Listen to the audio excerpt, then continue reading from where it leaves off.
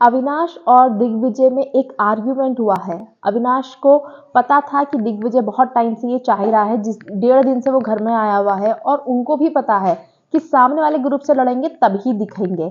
Hello everybody, welcome back to my YouTube channel. This is me your host and दोस्त नशरा मिर्जा।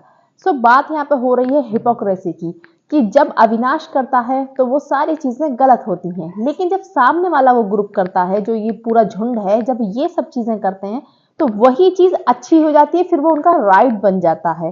जब अविनाश ने coffee चुराई थी, पूरे घर ने सर पे उठा लिया था कि अविनाश ने कॉफी चुरा ली, ये कर दिया, वो कर दिया, कितना गलत है, इसे मैनर नहीं है, इसे ये नहीं है।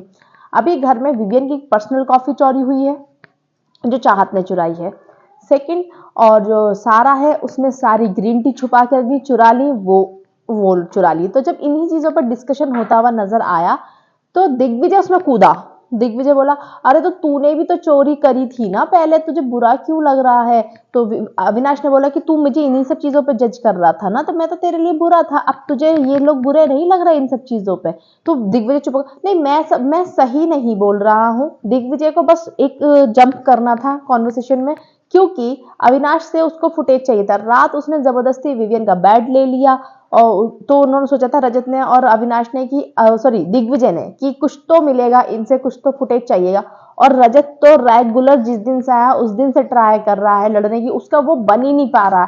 वो सोच रहा है कि जैसे अविनाश का नाम हो गया, मेरा क्यों नहीं हो रहा? जैसे विवियन को लोग पसंद करते हैं, ऐसा मुझे क्यों नहीं कर रहे? जैसे विवियन की बात सुनी जाती है, मेरी क्यों नहीं सुनी? वो सबसे ऐसे करता रहता है, सुनो सुनो, अरे सुनो मेरी बात। उसकी बात तक पूरी नहीं होने देता है घर में कोई भी, इवन ये रिस्पेक्ट है उसका। सो उसको बड़ी जेलेसी होती है अविनाश और विवियन से। बीच में कूदे दोनों, दिग्विजय और वो। अविनाश ने पूरा अच्छे से एक्सप्लेन की थी सारी चीजें। फिर दिग्विजय बोला, मुझे तेरे ना पॉइंट ऑफ व्यू की जरूरत ही नहीं है, मुझे तुझसे सुनना ही नहीं। तो फिर तेरे पॉइंट ऑफ व्यू की जरूरत अविनाश को भी नहीं, तू क्यों कूद रहा है बीच में भाई? तो ये अविनाश को टिगर कर रहे हैं, जबरदस्ती पोक करना चाह रहे हैं, और इनको पास कुछ भी नहीं है, खुद का कोई मुद्दा नहीं है।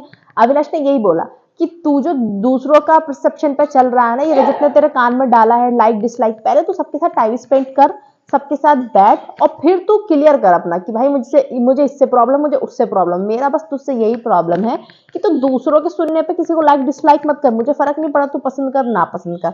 बात यह है कि तू अगर पसंद कर रहा है तो भी अपने उस पर कर, कि हाँ तुझे ऐसा लग रहा है, जो तेरे कान में पिरो रहे हैं उन पर नहीं। और दूसरा, ना पसंद कर रहा है तो भी अपने पर्सनैलिटी, मतलब अपने उससे कर, कि हाँ मुझे पर्सनली पसंद नहीं है।